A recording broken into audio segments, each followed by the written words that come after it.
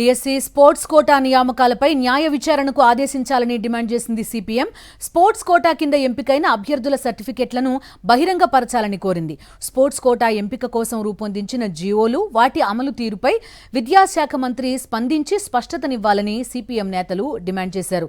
అలాగే విడివిడిగా జరగాల్సిన డిఎస్సి ప్రశ్నపత్రాల తయారీ, పరీక్షల నిర్వహణ బాధ్యతను ఒకే డైరెక్టర్కు ఎందుకు అప్పగించారో ప్రభుత్వం వివరణ ఇవ్వాలని డిమాండ్ చేశారు.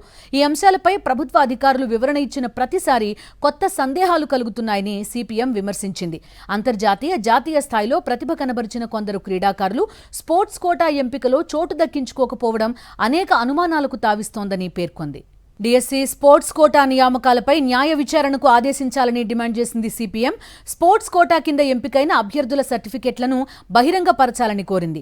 స్పోర్ట్స్ కోటా ఎంపిక కోసం రూపొందించిన జీవోలు, వాటి అమలు తీరుపై విద్యాశాఖ మంత్రి స్పందించి స్పష్టతనివ్వాలని సిపిఎం నేతలు డిమాండ్ చేశారు.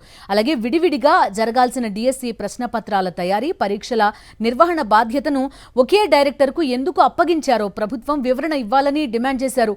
ఈ అంశాలపై ప్రభుత్వ అధికారులు వివరణ ఇచ్చిన ప్రతిసారి కొత్త సందేహాలు కలుగుతున్నాయని సిపిఎం విమర్శించింది. అంతర్జాతీయ, జాతీయ స్థాయిలో ప్రతిభ కనబరిచిన కొందరు క్రీడాకారులు స్పోర్ట్స్ కోటా ఎంపికలో చోటు దక్కించుకోకపోవడం అనేక అనుమానాలకు తావిస్తోందని పేర్కొంది.